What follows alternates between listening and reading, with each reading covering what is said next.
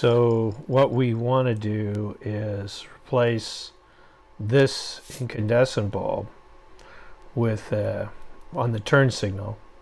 This is just for the turn signal I'm talking about. We're going to replace that with an LED bulb.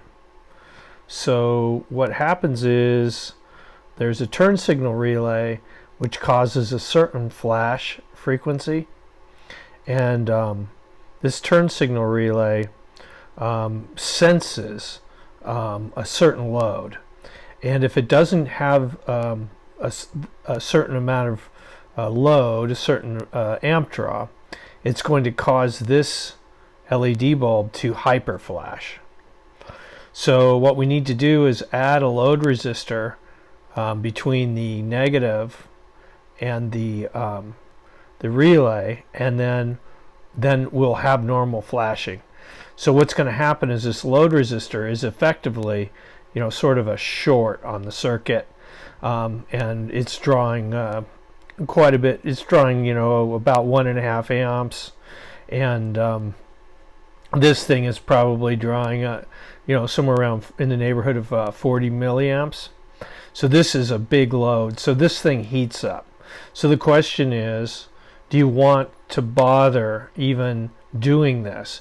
Would you just be happy with having this original bulb, put one of these bulbs in? Alternatively, are you happy, would you be happy with the hyper flashing? Is it legal or what? You guys could write me notes on that.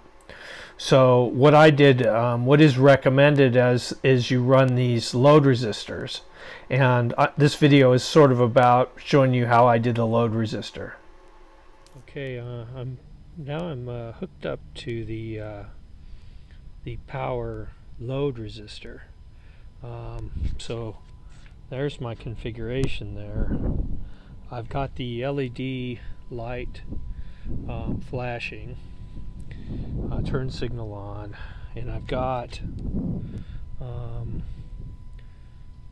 roughly, I'm going to have to run the footage, but it looks like it's around up to about 1.5, 1.7, 1.8, something like that.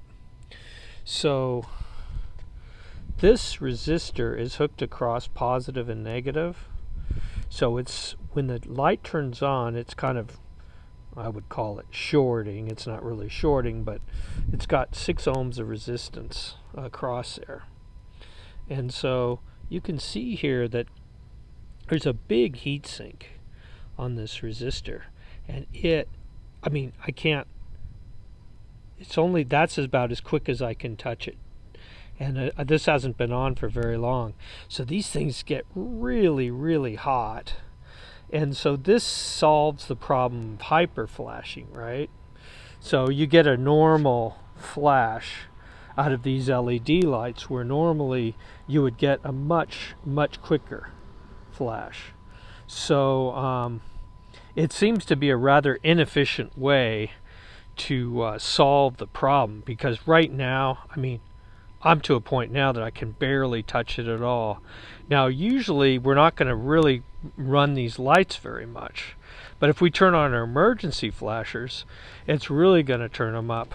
So you really got to plan on having this, in a place that's kind of cool and not around other wiring, because it is going to get really hot. And then on a hot day and you run your emergency flashers, it would get really hot. So let me show you like another way I did it, which I don't think is that good. I embedded the other one kind of in some electrical tape, which is probably not going to dissipate heat, but you definitely want to put these by themselves, and out away from things to where they can self-cool. Now, the type of wire that I'll show you a link, but the type of wire that we use on these things, it's kind of a waxy braided wire, and the wire doesn't get hot, but boy does this resistor get super hot.